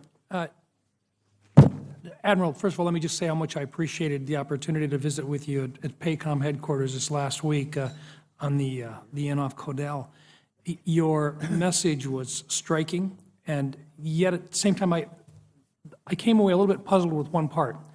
We've been working on the issues surrounding rebalance, or a rebalance strategy, since 2011. The rebalance, a strategic whole of government effort, guides and reinforces our military efforts, integrating with diplomatic, political, and economic initiatives. In August of 2015, Secretary of Defense Carter described 4 elements of the military component of the Asia-Pacific rebalance. Have you seen a doctrine that you put your strategy around, which is the rebalance, or is it a series of concepts that are still being developed? I believe that we have a strategy now. It's the East Asia Military Strategy that was put out by OSD last November, December, and I think it captures it well. There are probably other things that will come out on that, but I'm satisfied in reading the East Asia Military Strategy piece, the Asia Pacific Strategy piece rather, that it's captured in there.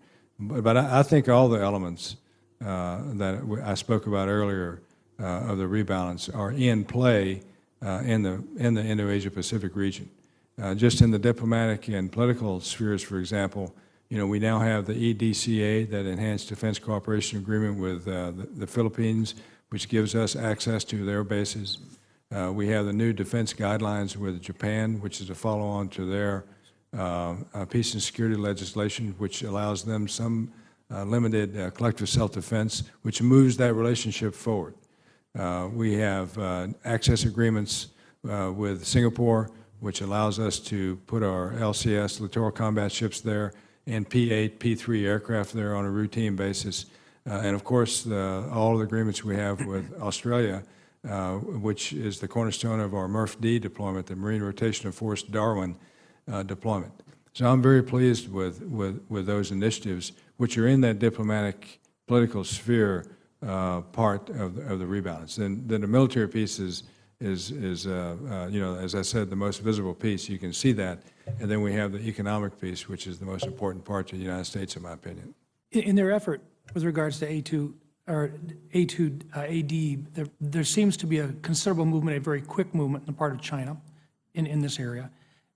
Do you have the appropriate intelligence gathering information? Is SIR appropriate? Do you need more tools than what you have right now? I can always use more tools, Senator. I'd like to know more about China's intent, but in that regard, what I need more than anything else is persistent ISR to keep that never blinking eye on Korea. Specific platforms that are not available to you now that you need? There are platforms that are not available now that I've asked for. Okay. They're coming? It's being considered. I mean, it's part of the global allocation of forces. So, I compete with platforms along with Central Command, EUCOM, European Command, and the like. In their current posture, Chinese have clearly put us in a position to where they are moving us in terms of our safety zones farther out, farther away. The LRSB is being proposed right now. Is the LRSB an asset that you would consider critical with regards to our future capabilities in the South China area? Seeing as how they could be deployed out of North America, they basically would be in a position to make the strikes necessary at that time that perhaps some of our other carrier-based units might not be able to maintain, just based upon size and capabilities. Senator, I'm sorry, I don't know the acronym. Long-range strike bomber. Yes, it would be helpful. I would like to, as I mentioned before, in talking about the next generation bomber, all of that capability is important. Not only the next generation bomber, but the next generation SSBN, and we need those to maintain our position of strength into the 2020s. Mr. Chairman, thank you. On behalf Thank of you, Chairman McCain, Senator Shaheen. Thank you, Mr. Chairman. Admiral Harris, I'm so glad to hear someone in your position who doesn't know one of the acronyms that's being used. It makes me feel so much better. Acronyms kill, ma'am. So. Yes, they do. That was a very good pun. I want to thank you both for your service. And I want to start, I'm not sure, I assume it should be with you, Admiral Harris. There was a report that was just given to Congress this week that suggests that Chinese investments in the national security sector in the United States are growing. Is there any reason why we should be concerned about that? Sure. I think that depending on the area that they invest in, there's every reason to be concerned. And we need to look at each one of these investments carefully. We have a process called CFIUS, another acronym that I couldn't begin to tell you what it stands for. That one I know. All right. But that allows us a mechanism, a legal mechanism, to perhaps prevent China from buying or investing in certain areas. And I've used it before when I was at Pacific Fleet to prevent the purchase of some facilities which were near our key military facilities. And so does the economic reliance on China by some of our American allies create complications for our security strategy as we are thinking about Chinese investments in our national security sector and what's happening with some of our allies with respect to their reliance on what's happening in the Chinese economy? Clearly, Senator, it does.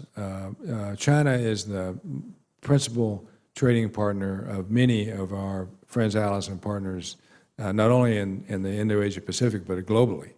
And so that's a factor that each country has to make, and it's a factor in how we regard their reliability in certain cases.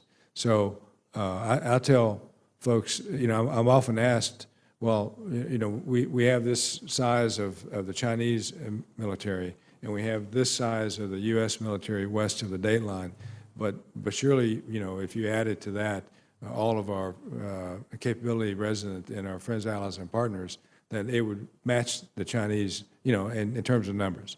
And you can't always count on that in every case, because each country will make their independent, sovereign decision on whether to participate in a given operation or whatever. And so China's investment in those countries and those countries' trade relationships with China is important. It matters, just as it matters to us. Thank you. General Scaparrotti, in your testimony, you mentioned North Korea's recent actions that suggest that it will do whatever it wants to defy UN Security Council resolutions and other norms. To what extent does, last couple of weeks ago, we passed additional sanctions on North Korea here. To what extent do those help or hurt as we're trying to influence North Korea's actions? Senator, thank you. I appreciate the action that Congress took here in terms of sanctions, because I do believe they have an impact. We know that we've slowed his capability to develop these his munitions, missiles, et cetera. He's somewhat cash-strapped, and I think additional sanctions, there are areas that we have not taken, steps we haven't taken yet. I think the more that we do, the more pressure we then put on Kim Jong-un. He's got a fairly shaky economy, not a good hand, and so these sanctions could create a good problem for him, certainly to someone that puts 30% of his economy into his military. Thank you. I'm certainly a big proponent of our having passed those sanctions. I would like to say for the record, Mr. Chairman, that one of the things I'm very concerned about with respect to the sanctions and their enforcement is the fact that we still have sitting in the Banking Committee the nomination of Adam Zubin to be the person at the Department of Treasury who's charged with enforcing those sanctions, and yet he has not yet officially been approved. So I would hope that we could enter that into the record, and I would urge that we see some action on his nomination. And I'm out of time, Mr. Chairman, but can I ask one more question? Yes. Given the recent action by North Korea, have we seen that affect the Chinese thinking or support for North Korea and their willingness to try and encourage them to pull back on their nuclear efforts? And for either of you, both of you? Well, as you know, they denounced the actions as well. They stated their concern with them. I think they're in active conversations with us now, but to this point, we haven't seen the steps that we would like them to take, in my opinion, and that they could take. Thank you. Thank you both very much. Thank you for your service. On behalf of Chairman McCain, Senator Graham. Thank you, Mr. Thanks, Senator Reid. General, let's pick up with what you just said. Are we overly relying on China to discipline and regulate North Korea? Every time somebody mentions North Korea, the first thing out of their mouth is, well, we got to have the Chinese help us. Sir, my opinion, I don't know that we're overly reliant, but certainly there's actions, for instance, unilateral actions that this body just took that we could certainly apply as well. Could you give me a list of things that we could do that we haven't done regarding North Korea? Not right now, but later. Yes, I could. That would, okay. Have you ever found a situation in military history, modern military history, where sanctions stopped a dictator from acquiring weapons? I'm not aware.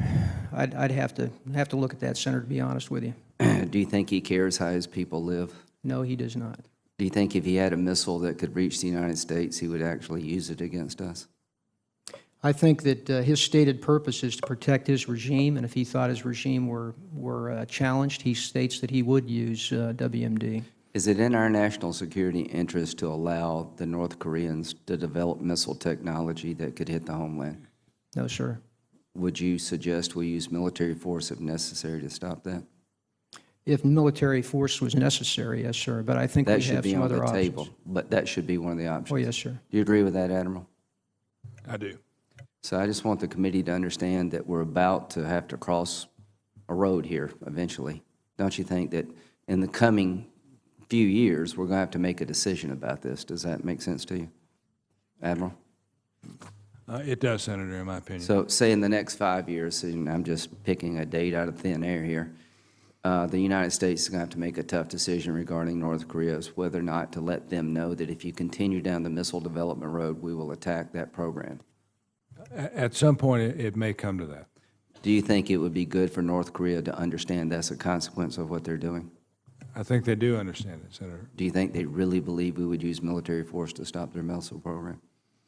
I don't know what they believe. Okay. What about you, General?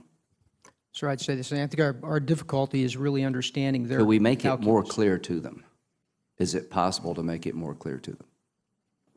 I think it is possible to make it more clear to them. The second thing I would add, Senator, is that, you know, as you look to the future, I'm concerned as well, not only about his nuclear and missile capability, he's developing his cyber capability, he's developing a strategic launch ballistic missile, and he's developing his air defense capabilities. And all of those things in about 5 or 6 years are going to be a more formidable problem. So in light of the threat that could emerge over the next 5 years from North Korea, if sequestration goes back into effect, does that affect the Army's ability to participate in South Korea effectively? Yes, sir, it does. If sequestration goes into full effect, Admiral, what does that do to your ability in your theater? I think it hurts me greatly, not only for forces that are forward deployed, but also follow-on forces. And I worry most about those follow-on. So we got a 5-year window here of where North Korea is advancing missile technology and cyber capability. They're becoming more of a threat in the next 5 years unless something changes. Is that correct? Is that what you're telling the committee? Right. In the next 5 years. Though you said 5 years, I did not. Okay, I'm just picking Right. 5 years. Right. Let's just say in the next 5 years, do you see, if nothing changes, they're going to be a bigger threat to the United States on Yes, multiple clearly, fronts? clearly. Is that true, you, General? Yes, sir, I agree. So we got that dynamic. And the Congress's response is to reduce your capabilities in the next 5 years. Is that what Congress is doing to you? If sequestration remains the law of the land, as I testified during my confirmation hearing, I think it will hurt us significantly in the 2021-2022 timeframe. So from a policymaker point of view, your military advice to us would be to change that construct? My military request of you, Senator, would be to end sequestration. Yeah, because what we're doing is we're having the enemy increasing capability, and we're decreasing your ability to confront that enemy. That's a bad combination. Is that, Right. will you both say yes? And it's not just In your North theater. Korea. Yeah. In my theater, it's globally. What does North Korea want, General? Just survivability? Sir, he wants to protect his regime, the Kim family regime, and he wants to establish himself as a recognized nuclear state. Okay. Admiral, would the TPP be helpful if passed in your region? It would be helpful to pass in my region. What if we failed to pass it? Would that, Then the countries in the region will question the seriousness of our commitment to the rebalance, one, and two, they'll turn somewhere else. would that likely be China? It will be China. Thank you both for extraordinary careers. Thank you both. Senator Kane. Thank you, Mr. Chair, and thanks to the witnesses. I appreciate this testimony much. Some of us are running back and forth to a Foreign Relations Committee hearing with Secretary Kerry where many of the same issues are being discussed, and we apologize for that. Admiral Harris, I enjoyed our visit at Halifax at the security conference there in November, and one of the issues we talked about, I know, was raised by Senator King in a question when I was gone, but I think it was raised pretty briefly. He asked you whether you thought the United States should ratify the UN Convention on Law of the Sea, and you said yes. I want to dig into that a little bit more. A lot of the testimony and discussion this morning has been about the Chinese island building and other activities in the South China Sea. And a lot of the testimony that's going on upstairs with Secretary Kerry is about the same thing.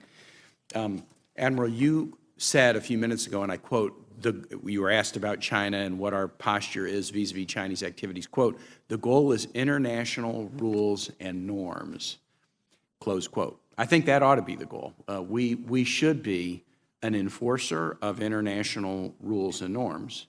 But I just find it fascinating that as much as we talk about the Chinese activities in the South China Sea that we're against because they violate international rules and norms, we are the only major power in the world that has not ratified the UN Convention on Law of the Sea.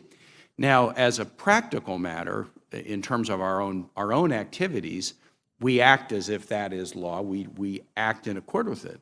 But our refusal, and it is a refusal, and it's a refusal by this body, the Senate, to ratify it means that we really lack standing to hold it up against the actions of anybody else and complain about their failure to follow the requirements of that convention.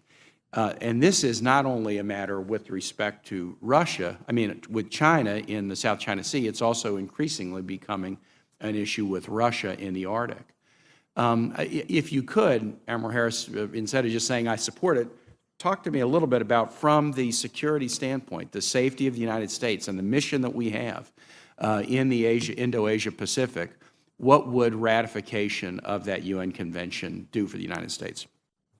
Thanks, Senator, for the opportunity. Let me begin in response by saying that I have been, I've talked to quite a few folks who are opposed to UNCLOS, the United Nations Convention on the Law of the Sea, and I've been informed by them, and I appreciate their position, and I understand their position. I don't agree with it, but I want to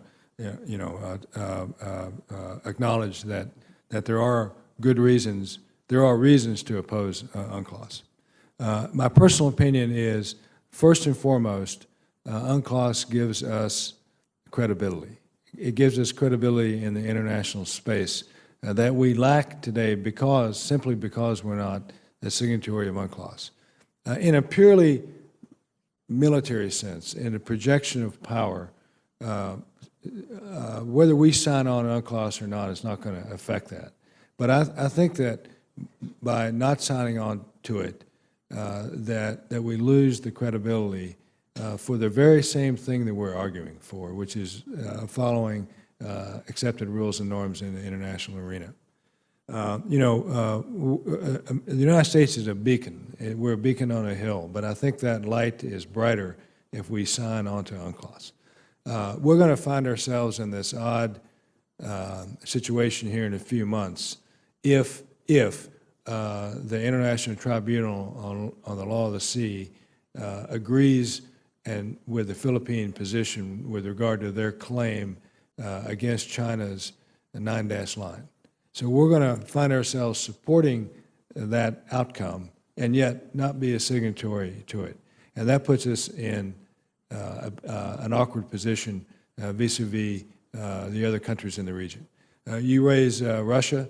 Russia is going to reap the benefits of almost half of the Arctic Circle because of this theory of extended continental shelf, which is afforded by UNCLOS. And we, on the other hand, we are not going to reap those great benefits because we're not a signatory to UNCLOS. So I think it affects us in our commerce, in our trade, which is part of that rebalance. It's part of that, one of those four big spheres in the rebalance. So the absence of a ratification doesn't only deprive us of an argument against activities of others that we would argue are not lawful, but it also deprives us of some positive upside benefits, for example, with respect to the extended continental shelf argument in the Arctic. In my opinion, that is true. Yeah. I have no further questions. Thank you, Mr. Chair. Thank you. On behalf of Chairman McCain, Senator Cotton, please. Thank you. I apologize for my absence. I've had presiding officer duty on the Senate floor. General Scaparrotti, that's the equivalent of staff duty for a junior officer at the regiment, if you're not aware. I want to address something specifically that you stated in your testimony on page 12. We will continue to work closely with the Republic of Korea to ensure it procures the appropriate types and numbers of critical munitions for the early phases of hostilities. Of note, the potential ban on cluster munitions could have a significant impact on our ability to defend the Republic of Korea. Could you say a little bit more about that significant impact, General Scaparrotti? Yes, sir. Thank you.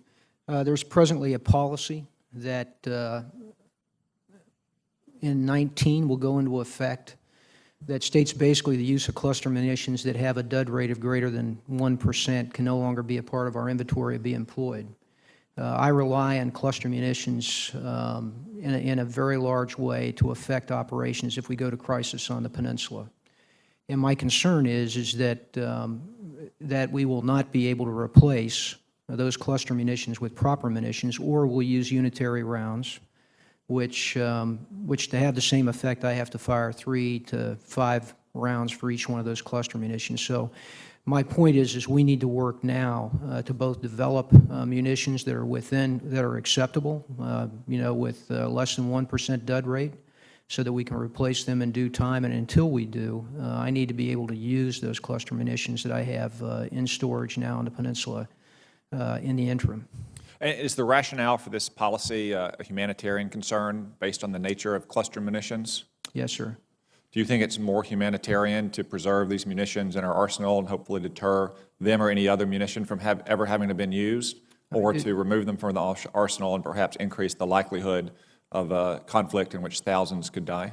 No, I think that particularly in this case, if we were not to use cluster munitions in a crisis on the peninsula, it will result in greater both military and civilian casualties in the long run, because the extension of the campaign and also the effect that it would have tactically on our forces. So, and I'd be happy to share. We've done some modeling on this. We've done some testing on it. I'm quite confident of that opinion. Have your predecessors relied on these types of munitions going back to the 1950s? We've used cluster munitions in the past. They're being used today. For instance, the Russians have used them in a devastating way in Ukraine. I've noticed. Admiral Harris, I'd like to turn to your testimony on a related topic. Page 20, under the heading Critical Munitions, you state, critical munitions shortfalls are a top priority and concern. Do you mean to say there that you actually are facing actual shortfalls now in critical munitions? That's true, Senator. I've called for increased munitions. There is a shortfall in General Scaparrotti's arena. Part of that shortfall should be paid for by our Korean ally, and that's a subject of discussions that we have with Korea. Is this not just in Korea, though, but theater-wide? Do you face this kind of shortfall? I do, but the focus of that part of my written testimony centered on Korea. Okay. In this kind of unclassified settings, it's something that you can get into in more detail about the kind of shortfalls you're facing? I prefer not to in this setting, but I would be happy to come back to you in a closed session and talk about it, or come to your office. I understand, and we might submit questions for the record. I think it would be the height of irresponsibility for civilian and military leaders in this country not to, at a minimum, have sufficient munitions to fight and hopefully deter the wars that we might face, whatever we might disagree about on longer-term, large-ticket budget items. I think we need to have the rounds for our soldiers, sailors, airmen, and Marine. Admiral Harris, I'd like to turn to the U.S.-Philippine alliance and something to which Senator McCain alluded about our mutual defense treaty. CSIS has recommended that we should consider offering an explicit guarantee to the Philippines that the U.S. will respond under the mutual defense treaty to an attack on the Philippine military in disputed water or territory. Do you think this option should be considered? I think we should consider it, and we should have a discussion of it in the policy arena. You know, our obligations under the treaty with the Philippines is pretty clear, and whether we extend that to Second Thomas Shoal, which we don't hold is Philippine sovereign territory, because we don't take a position on sovereignty. We should have that discussion, I believe. Well, thank you. I think we should have that discussion as well. I think deterrence works best when deterrence is clear, as with relationships that we have with NATO and Taiwan and so forth. My time has expired. Senator, if you'd like to take additional time, because we have, I'm told, Senator Blumenthal and Senator Sullivan returning. And your timing is exquisite. Thank you, Senator Cotton. On behalf of the Chairman McCain, let me recognize Senator Blumenthal as he gets seated. Thank you. Thank you, Mr. Chairman.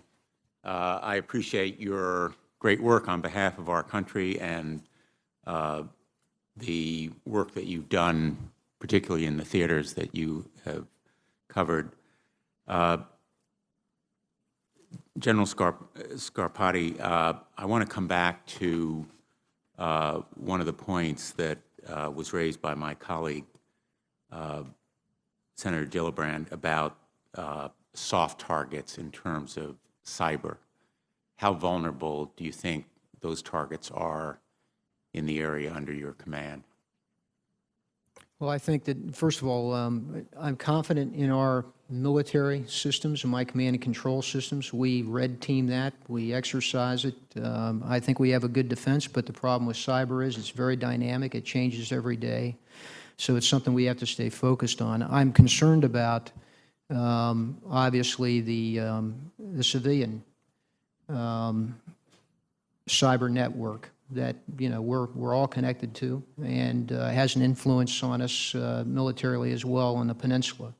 And so that requires ROC U.S. work, and it requires ROC work with their civilian counterparts as well. Is there, in your view, any action we could take with respect to North Korea that would deter their invasive action, such as we saw with Sony, such as we have seen and you see in your theater? Yes, I believe there are some actions we could take. I'd prefer to provide that to you in a either a closed session or a classified document. I understand that point. Without speaking to them specifically, have you made recommendations about them, and do you think there is the prospect of imminent action that will widen and increase the effectiveness of what we're doing? Well, in terms of the recommendations, we're actively discussing some operations in terms of their effectiveness, et cetera. But that's presently just a part of planning. Admiral Harris, in terms of the submarine capability of this country, we face no shortage of challenges in the Asia-Pacific, and we also, I think, many of us have no doubt about the importance of submarines. And I know that my colleague, Senator Ayotte, asked you about the sufficiency of the funding that we have in prospect. If you were to talk to the American public, how would you put it so that they could understand the importance of our submarine capability in the Asia-Pacific? Senator, I would say that the submarine force has been our principal asymmetric advantage over all the adversaries we've faced in the 100 years of the submarine service. It is such an asymmetric advantage that every country who can builds their own submarine force. Those countries that are building those submarine forces are building some very capable vessels. The Russians, the Chinese lead that effort. The Japanese make a great submarine. But I'm concerned about the Russian and Chinese submarines as they increase in their capability. The Russian submarine force, in my opinion, did not take a hiatus when the Cold War ended.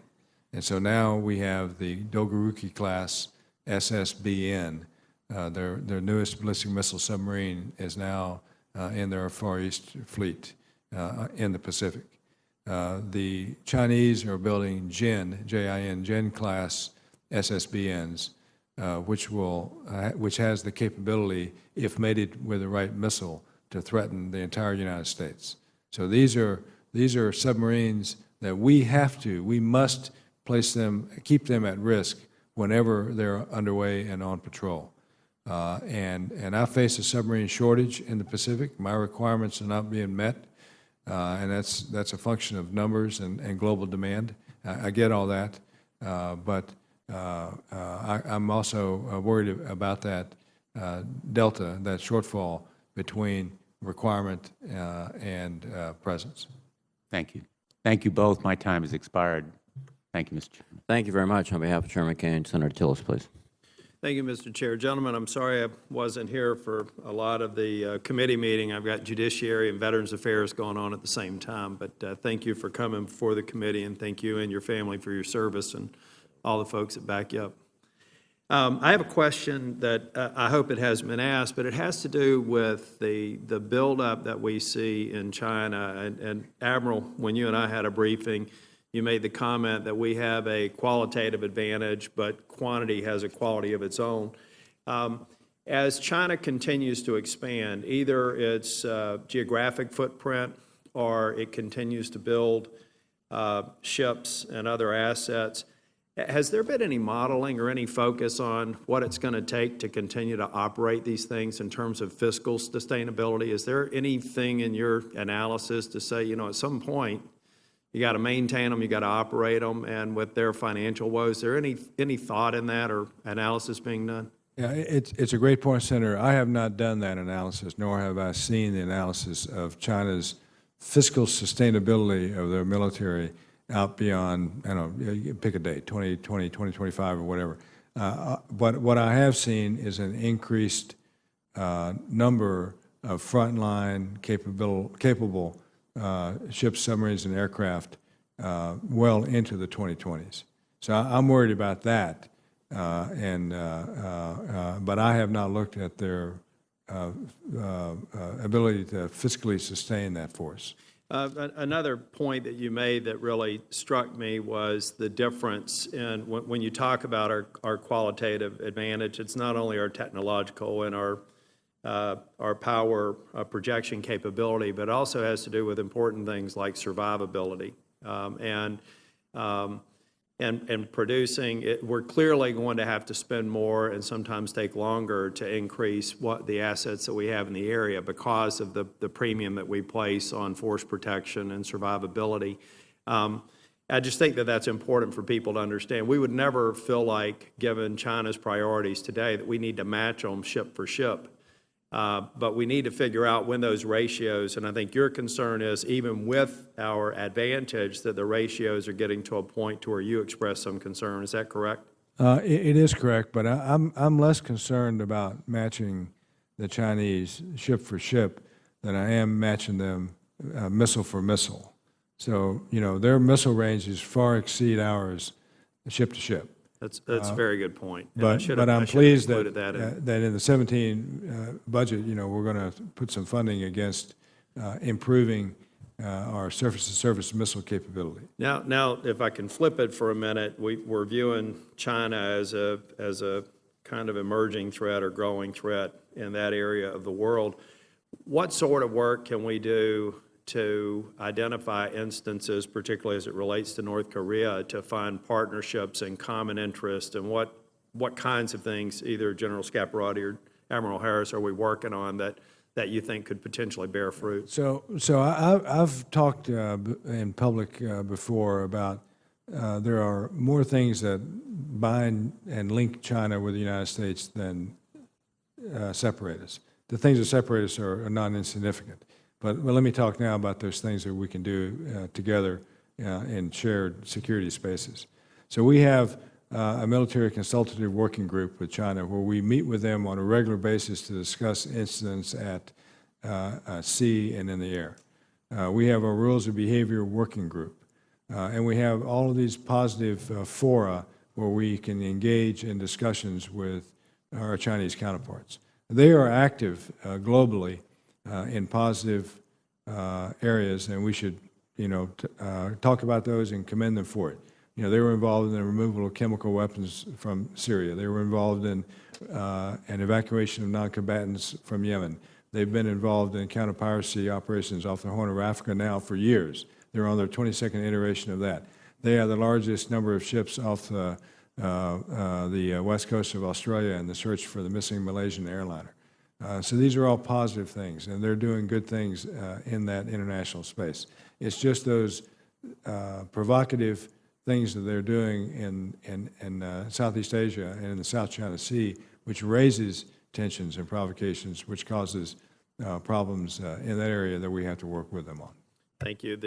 And in closing, two things. I suspect that my colleague here is going to bring up the 425. I want to associate myself with any concerns that he may have with that. I'll be sticking around for his questions. But I think it's also to continue to communicate back to us how the current budget request helps you, what the priorities should be, communicate those back to our office, and continue, I think, to pound the table to say at all costs avoid sequestration.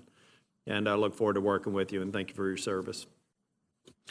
On behalf of the Chairman, Senator Sullivan, please. Thank you, Mr. Chairman, and my colleague, Senator Tillis, is wise in terms of his ability to anticipate questions. I did want to talk a little bit about some of the force posture. And Admiral Harris, in your testimony, you talked about the tyranny of distance and the importance of forward station forces at high levels of readiness. It can rapidly respond to a crisis in terms of a full range of military options.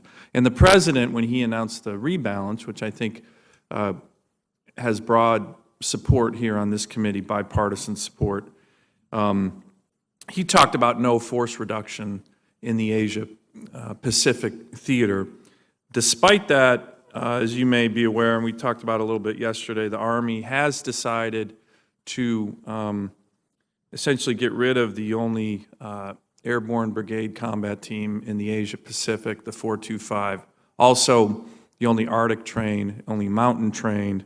There's certainly a brigade combat team that brings a lot of onlys to the fight. And although it's an Army decision, it certainly impacts the two of you. I know, General Scaparrotti, you view the 425 as an important strategic reserve that can get to Korea within 7 hours. We have a huge strategic lift capability coupled with the 425.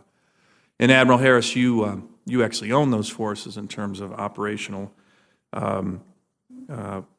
command. General Milley, to his credit, has said he was going to take a look at this decision. He's actually put the decision on hold. I was up in Alaska with him. He was on a fact-finding mission just a couple days ago. If he were to reverse that decision, would you support his decision to do that if he were? Both of you? Yes, sir, I would. It brings a very specific set of capabilities to the theater, as you just stated. I would just say that General Milley, as you know, with the downsizing of our force, has got to make a decision to take that someplace. And with that comment, I would just say I think my personal opinion is that we need to reconsider the downsizing of the Army at this point, given the challenges that we have around the globe. We've got a mismatch between the requirements and our strategy and the force that we have today. I couldn't agree more with you on that, General. And you know, General Milley, again, to his credit, is looking hard at the tooth-to-tail ratio and wanting to cut, if he has to cut anybody, the infantry, armor, tooth element of our forces. But I think your broader point on not drawing down to 450 is a really good one. Admiral Harris, do you have any thoughts on that? Sure, Senator. I'll be the first to say it's much more fun to be an insatiable COCOM than it is to be a service chief. So I don't envy the position that General Milley or Admiral Richardson or any other service chiefs are in, as they have to make these difficult decisions. But I would say that our nation has an insatiable desire for security, and rightfully so. And so I welcome General Milley's decision to reconsider the reduction of the 425 and that great capacity that's resident in Alaska. You know, these are follow-on surge forces that without them, I don't know where we'd be if we had a major fight on the Korean Peninsula.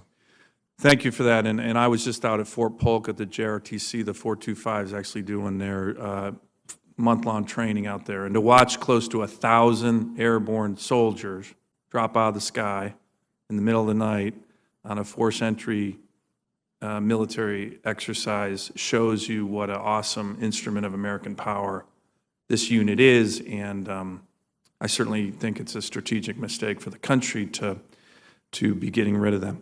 Let me ask one final question, just switching gears here. In CSIS, in their report, I know both of you have reviewed it, recommended that we should consider offering an explicit guarantee to the Philippines that the United States will respond under the U.S.-Philippine Mutual Defense Treaty to an attack on the Philippine military in the disputed waters or territory. I think to the President's credit, he did this with regard to one of the islands, with regard to our treaty obligations to Japan recently. Should this option be considered, and what do you think the effect of such a declaration would be? And what do you think the effect of the President's previous statement vis-a-vis Japan and our treaty obligations to Japan on one of the islands, what do you think the impact of that was? Yeah, so trying to decide which question to answer first. I'll start backwards then. So I think that the Secretary of Defense and the President's declaration, unequivocal declaration that the Senkaku Islands fall under the protections afforded by the Mutual Security Treaty with Japan had a positive effect on the situation in the East China Sea. And I responded to a question earlier about the CSIS's recommendation about the Philippines. Sorry, I'm sorry, I was sorry, I I missed that. No. And so, and I believe that our obligations to the Philippines under that treaty, which is different than, every treaty is different, it's clear, and I understand my obligations. I think we should consider it for sure. We should consider clarifying our position on the Philippine Marines that are on the Second Thomas Shoal.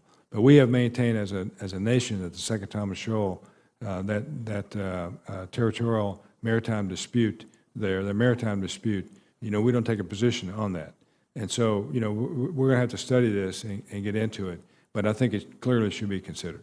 And why do you think, your first statement about the President's statement, you said you thought it was positive. Why? Why do you think it was positive? What did it do? It sent a clear signal to China that we would protect the Senkakus, or defend the Senkakus just as we would defend Tokyo. Thank you. Thank you, Mr. Chairman. Thank you, Senator Sullivan and Admiral Harris, General Scaparrotti. On behalf of Chairman McCain, thank you for your testimony, your service, your continued service. And again, on behalf of the Chairman, let me adjourn the hearing. Thank you. Thank you, sir. Thank you, sir.